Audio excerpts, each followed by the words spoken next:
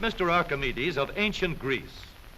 Long ago, Archis said, "Give me a lever long enough and I can move the world."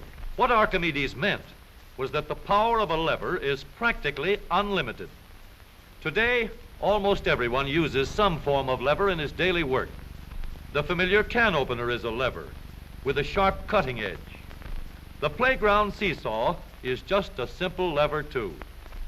It takes a lot of force to start a freight car moving, yet the railroad man can start the heaviest freight cars easily with a pinch bar, a powerful lever which turns the wheel.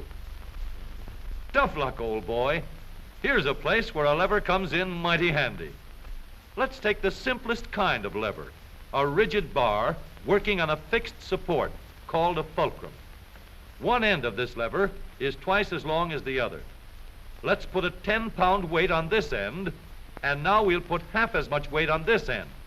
5 pounds, balance 10. If we have 25 pounds to lift, we just use a longer lever. The 5 pounds will now balance 5 times as much. Let's raise the lever in the air, change its shape a little, and we have a crank. Or we can add a second lever and have a double crank. Now the short arm moves 1/4 the distance, but we get 4 times the force. If we want continuous motion, we need more arms. Now we have levers that turn. The larger paddle wheel makes fewer turns, but it delivers more force. A paddle wheel is nothing but a never-ending series of levers. We can make the wheels stronger and lessen friction where the wheels touch each other by rounding off the edges and shaping them into teeth that will slide in and out smoothly. Now, the power flows smoothly and continuously through spinning leverage of gear wheels. Gears are made in many kinds and many sizes. Little gears, big gears, worm gears, bevel gears, and even lopsided gears. Over 100 million gears are spinning over the roads in the transmissions of our automobiles. The transmission is located right at the bottom of the gear shift lever. Let's start from scratch and put together a model of the gears that we shift in our motor car. The shaft on the left comes from the engine. The shaft on the right carries the power back to the rear wheels. To connect these two with gears, we'll need another shaft, known as a counter shaft. These two gears carry the power from the engine shaft to the counter shaft and are always connected or in mesh. This gear on the drive shaft going to the wheels is free to turn around the shaft. We'll put it in mesh with another gear on the counter shaft. These gears are always in mesh and keep turning while the engine is running. To switch from one set of gears to another, our transmission needs a short shaft like this, known as a clutch sleeve. It cannot turn on the drive shaft, but it is free to slide back and forth. On the sleeve, we'll mount a large gear, which we can shift back and forth to mesh with the small gear in the middle of the counter shaft.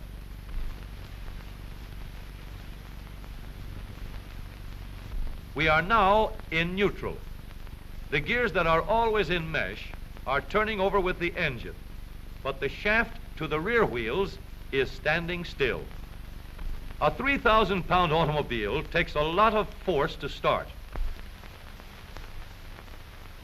So in low speed, we get the greatest leverage by letting the smallest gear on the counter shaft turn the largest gear on the drive shaft.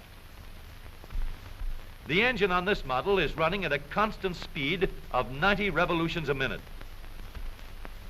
With low gears in mesh, the rear wheel is turning at 30 revolutions a minute, about a third the speed of the engine, but with 3 times the force.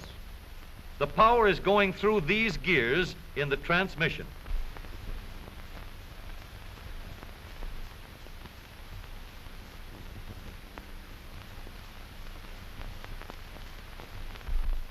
After we've started the car rolling, we want fast pickup.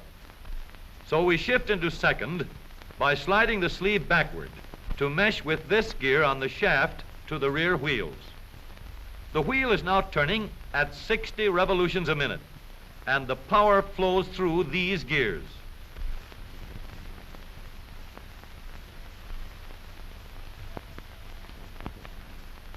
For higher speeds, we let the power go directly to the rear wheels. We shift the sleeve forward so that it meshes with the shaft from the engine. The power travels straight from the engine to the drive shaft. Now the shaft to the wheels is turning at 90 revolutions a minute, the same speed as the engine. But here's a problem. An automobile must be able to go backward as well as forward. So we add one more set of gears to reverse the shaft to the rear wheels. With the gears shifted into reverse, the power travels through the transmission in a path like this. We now have 3 sets of spinning levers for going forward and 1 for reverse. With a gear shift lever, we can shift to any set of gears we wish. But with all these spinning levers in the transmission came noise and wear. Experts could shift gears quietly by careful timing of the gear shift and the engine speeds, but most of us made plenty of noise until new engineering developments made possible the long series of improvements that followed. When we shifted gears, we got a clash because the gears were not running at the same speed. In other words, not synchronized. So engineers set to work to develop a synchronizer. The synchronizer works like a cork twisted into the top of a bottle. The cork will turn until it is so tight that the bottle turns with it. Synchro mesh works the same way. When we shift into second or high, the synchronizer brings the gears to the same speed before they come together. The drums won't let the gears shift unless they are turning at the same speed.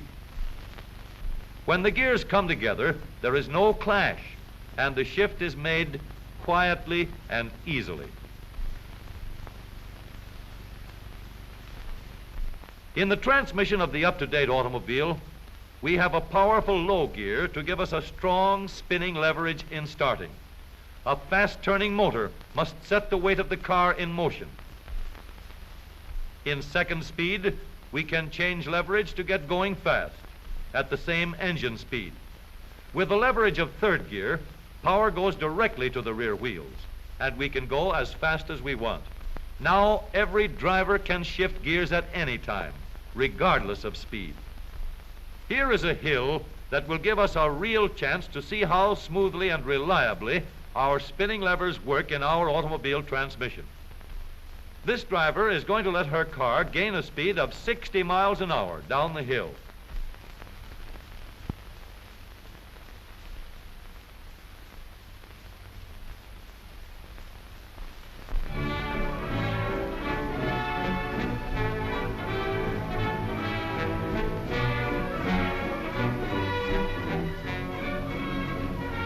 Then she will shift into second speed and bring her car easily and safely under control before it reaches the bottom of the hill.